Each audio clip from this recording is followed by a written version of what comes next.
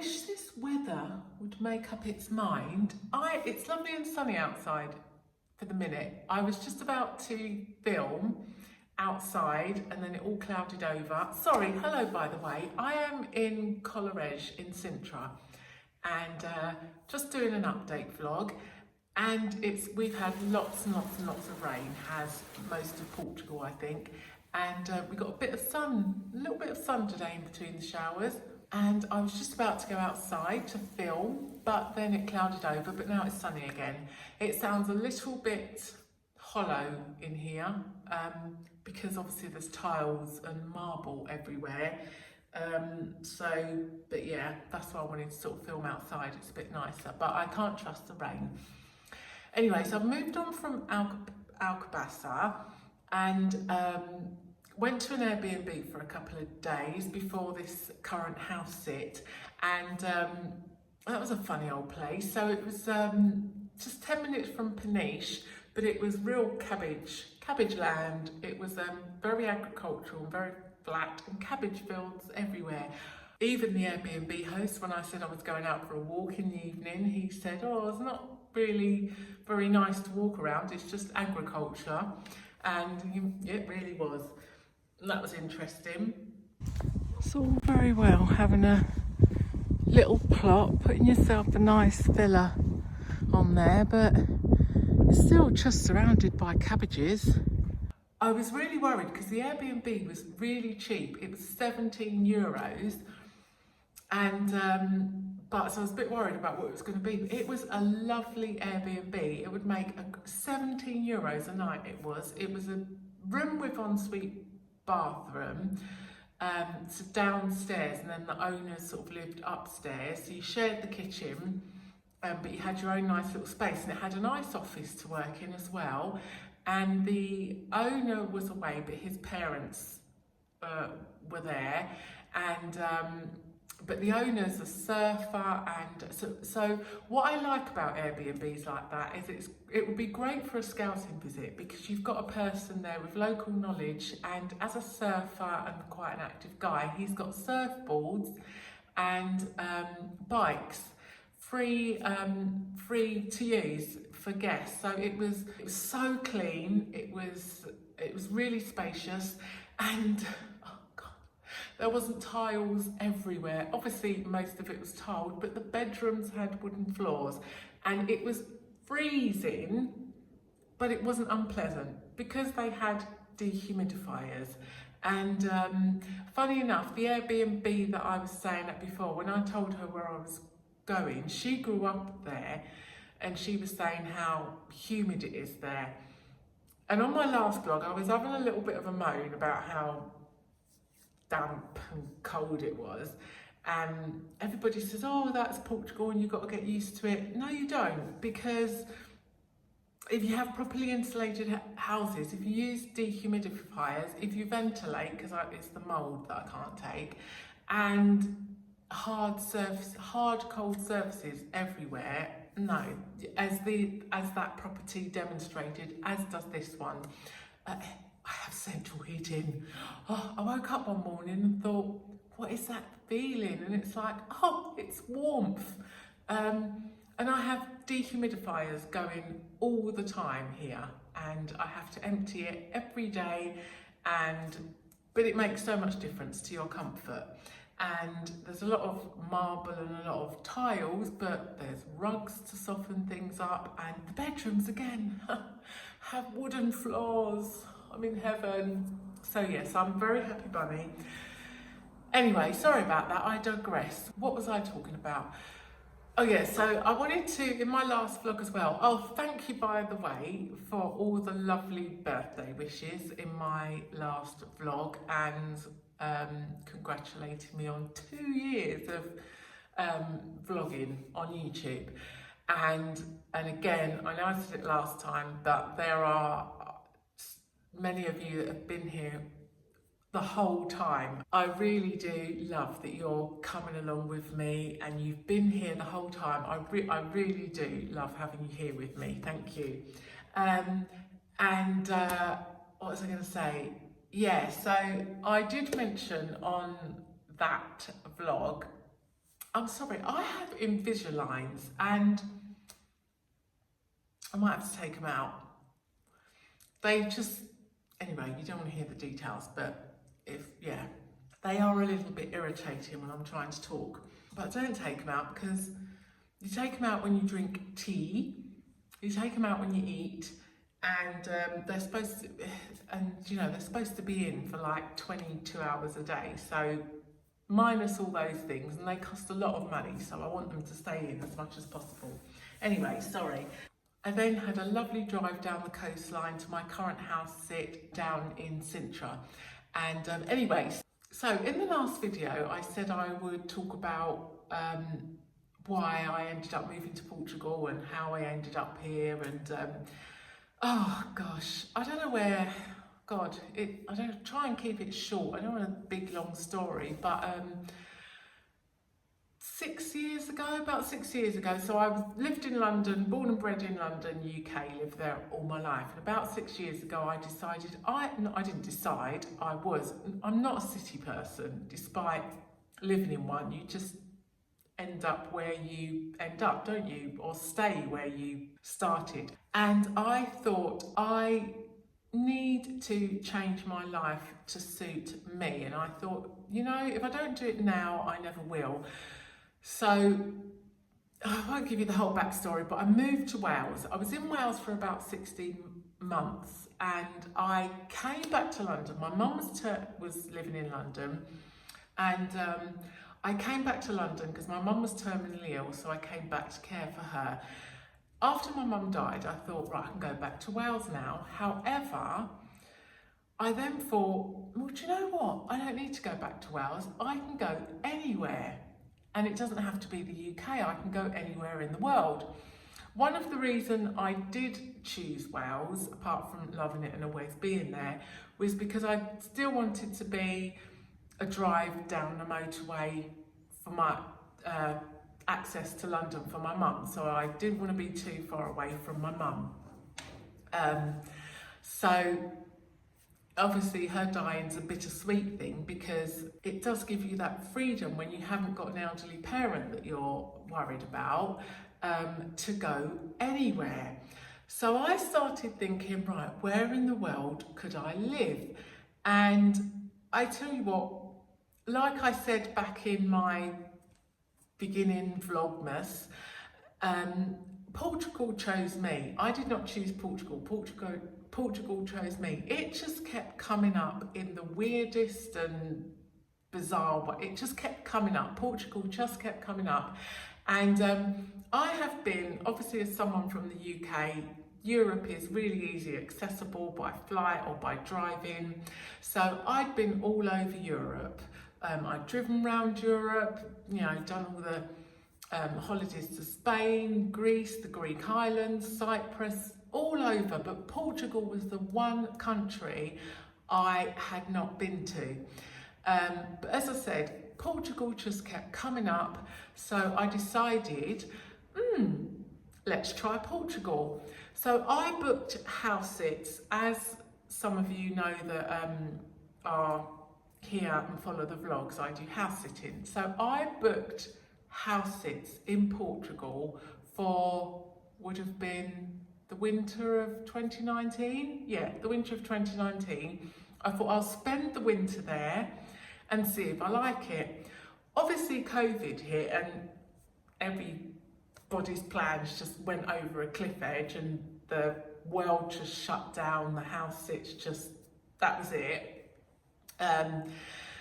So obviously, just like everyone else, I was stuck at home, and in order just to keep Portugal alive and the Portugal feel going, I was watching a lot of YouTube, and one of the channels had Good Morning Portugal. They had a live show every morning, so I'd watch that.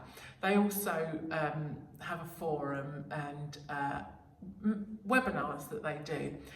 And they had said they have a webinar coming up for moving to Portugal before Brexit, getting your residency before Brexit, or the extension, because Brexit had already happened, but they had that, whatever it's called, that extension agreement thing, that until the end of December 2020, UK citizens could still get residency in Portugal just like any other European citizen.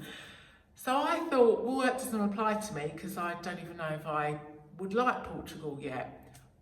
But I ended up going on the webinar anyway, and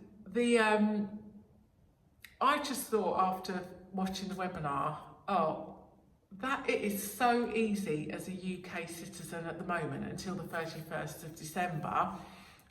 It's so easy to get residency. Why wait till after and go through the process of the whole process, the applications, all the paperwork and malarkey for a D7 visa? So I just packed a bag, jumped on a plane and came to Portugal. Because it was in the middle of COVID, I booked a flight to Lisbon and it got cancelled. Then I booked a flight.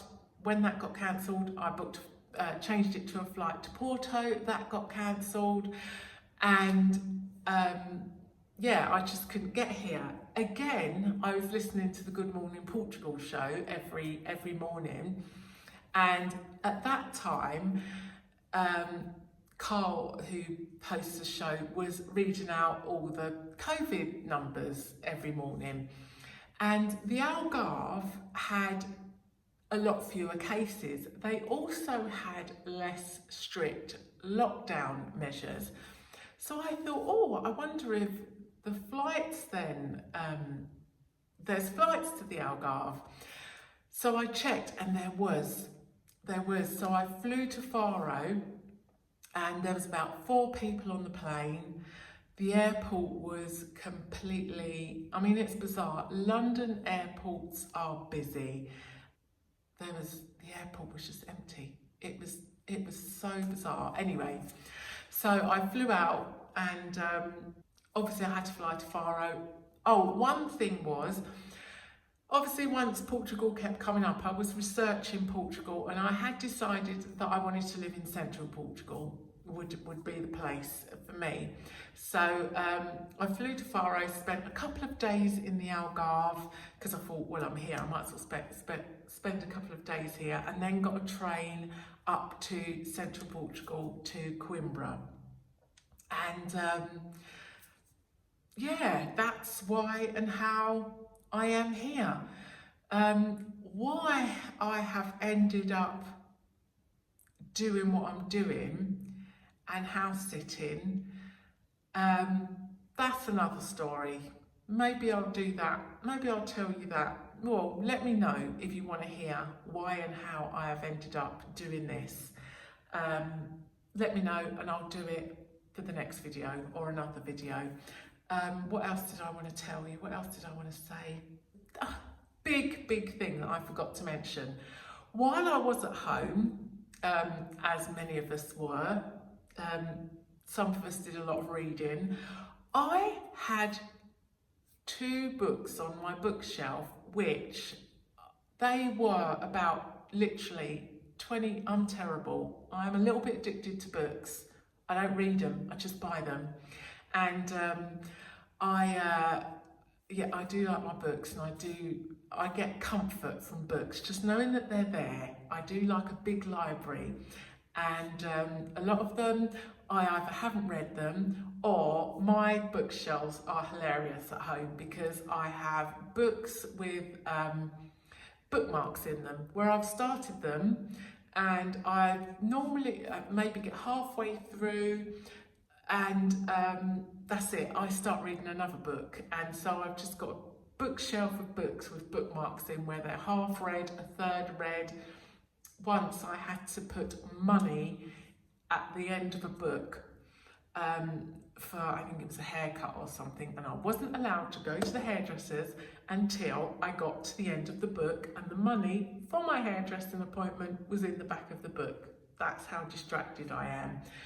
But anyway, so my very first ever Amazon order, when Amazon, does anyone remember when Amazon was just an online bookstore? So this was not only my first Amazon order, but my little Packard Bell, that was, and this isn't a mistake, the actual computer was a 1 gigabyte computer. Yes, that's not a mistake.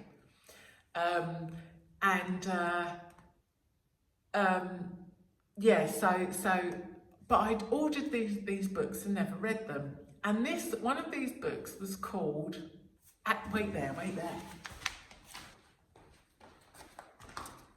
Right, let me just,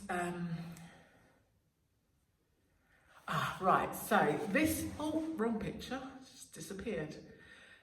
This is the book. I had to take a picture of it because I got rid of it with all my stuff when I moved here.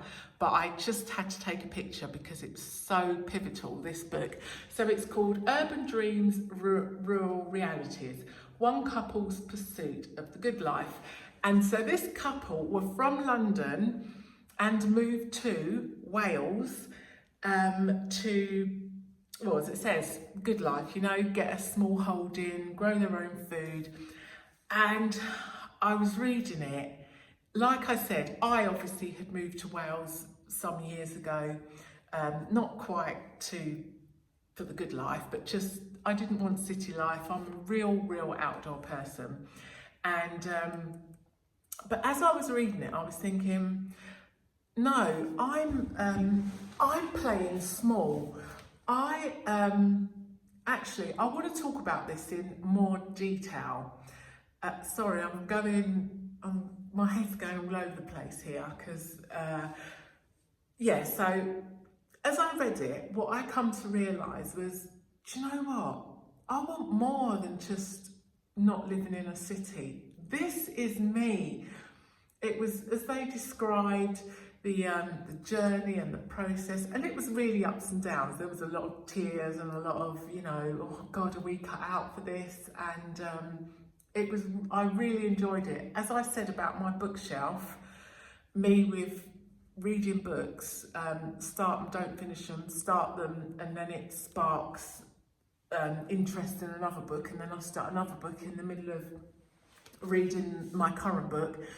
But this one, I could not put it down. And yeah, as I said, it just got me thinking. And I thought, one life, we are, as I said, I want to cover this because I get a lot of emails, not a lot, but I get emails from people, messages from people. And it's hard to explain. I'm going to do another video on it, but just about what we think we want, or what is expected from where we end up. You know how it is, how and where we just end up in life, and it really has got nothing to do with who we really are and what we really, truly want and desire. And yeah, anyway, I might go a little bit woo-woo on you because I do need to talk about that, because I need to talk about it in answer to some emails I have received, but we'll talk about that on another video.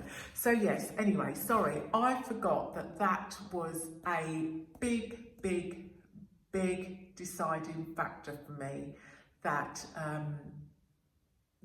for coming to Portugal. And like I say, and you might think, well, what's that got to do with coming to Portugal? Why not just go to Wales or somewhere else in the UK? I could not afford to buy a place that's, a small holding in the UK. And sorry, just distracted by a notification.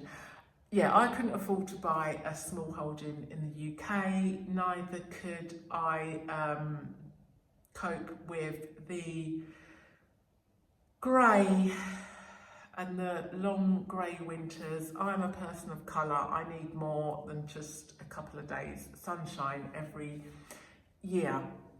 So I was going to say something and it's gone, hang on. I was going to go somewhere and it's totally gone. I can't even remember what I've said on this video, what I've said and what I haven't said.